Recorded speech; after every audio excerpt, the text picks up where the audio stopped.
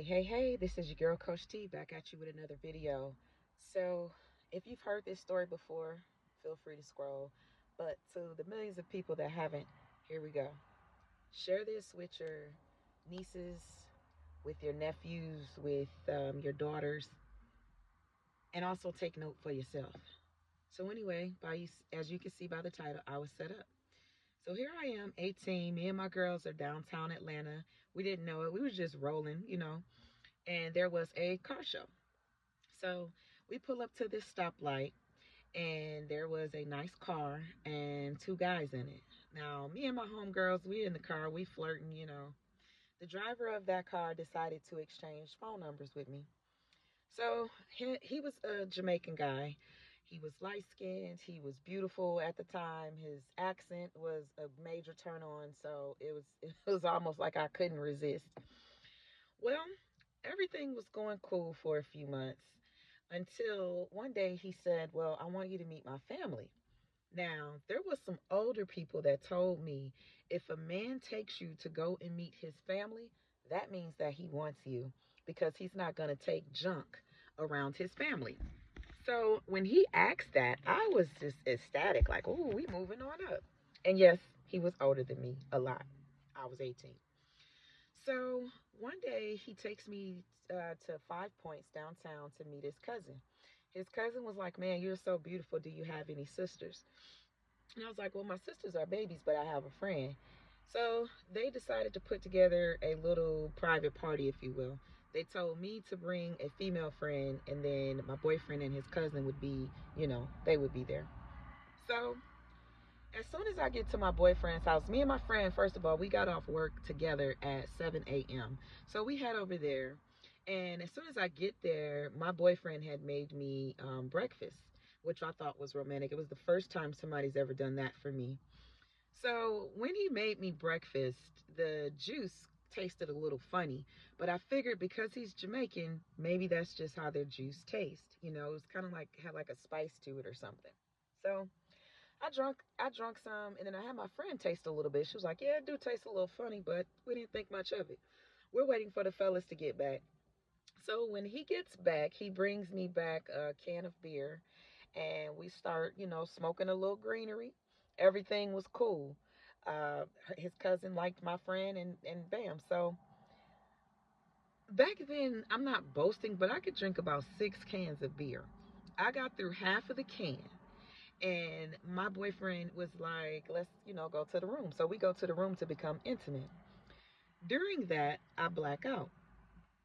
When I became conscious, his cousin that was supposed to have been there for my friend, he was on top of me. He had on no clothes, wasn't using any protection.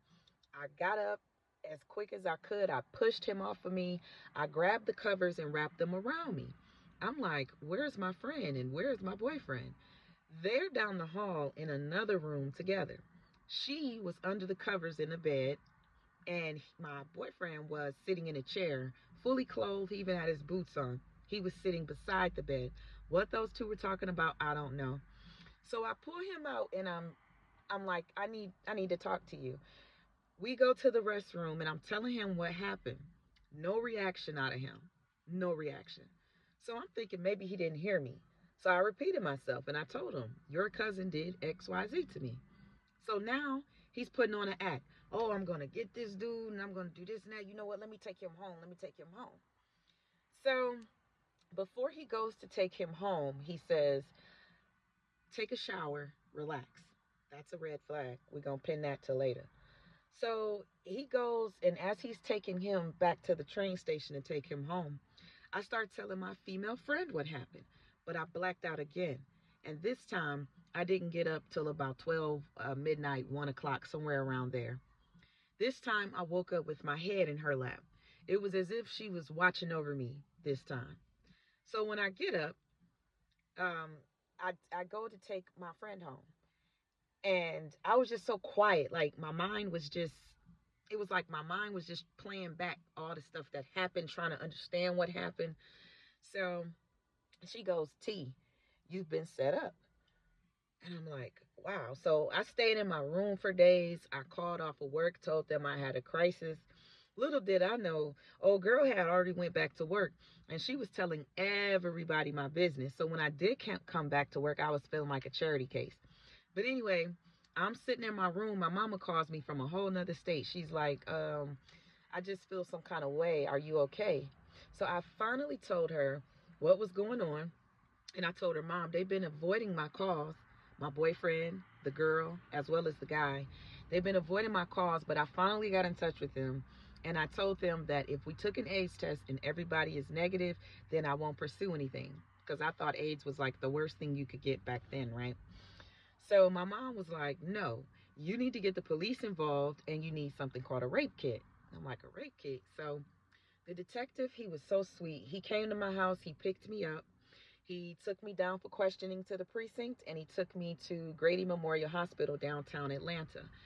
And when the officer was asking me questions, he was like, is there anybody else there that could vouch for what happened? Was there anybody else there? And I was giving him the name of the girl I brought, and I was like, well, my friend was there. Every time I said my friend was there, the cop looked down. And then he asked me again, and I said, well, my friend was there. And he looked me in the eyes as if I was like his daughter. And he said, that is not your friend.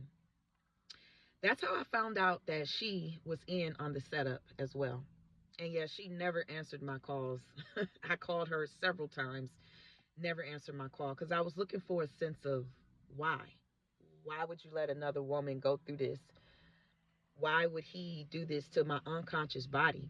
You know, you didn't even ask me if I was down for, you know, I'm trying to watch the words on social media because I don't know what I can and cannot say. But you didn't ask me if I would be cool with doing whatever with y'all. You just did this. What was the deal with that? But I never got an answer from her. So I'm glad that I did get the rape kit because I found out that I had contracted HPV, which is the human papilloma virus, and my cervix, my cells in my cervix was turning cancerous. So here it is. I'm 18. I'm like, man, I ain't gonna ever have no kids because my cervix, and ain't no man gonna want to marry me because why would you marry a death sentence? So they told me I was gonna have that for the rest of my life, and they also told me because you got to get, I had to get something called a colposcopy, which is like a Pap smear, but they go up further. Then they biopsy some skin, so they clip skin. They're checking. They want to see how far the cancer is progressing or whatever. They was like, it's turning rapidly. Your cells are turning rapidly. I'm like, oh gosh, all from this. I'm like, man, God must be punishing me for fornicating. So fast forward, I am married to the same man that went down with me as a friend at the time. He was my moral support. He went to the hospital with me. He heard the diagnosis. He did not care. He still married me. We have been together now 21 years and counting. God is so good.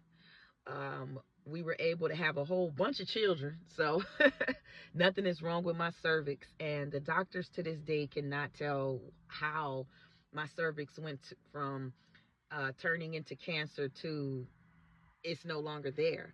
But because I'm a believer, I know how. I still believe in God. I still believe in miracles. And no, God was not punishing me or cursing me for fornicating. But I did learn a lesson. And not everything that glitters is gold. Look, always tell somebody where you're at. Okay, if you're following somebody to the house and y'all getting ready to meet up somewhere, give your people their like read their plate numbers. Describe on a voicemail if you have to what they look like or through a text. When you meet somebody the first time, try to meet them in a public place where there's cameras at, for your safety. Don't feel like, oh, I'm so grown, I don't have to tell nobody where I'm at. I don't care how old you are, 18, 45, 58, 72. Tell somebody where you are at all times. And watch out. It's not always these guys that's scandalous. Some of these females are scandalous as well. So I'm going to do another video on tips on how to stay safe. But since then, man, I wrote a book called Fed Up, Changed Up, Now What? If y'all want to check that out. I became a motivational speaker and a coach to help people avoid what I went through or get through what I've come through by the grace of God. So anyway, y'all share this video with somebody you love. More on this later. Have a good one. Peace.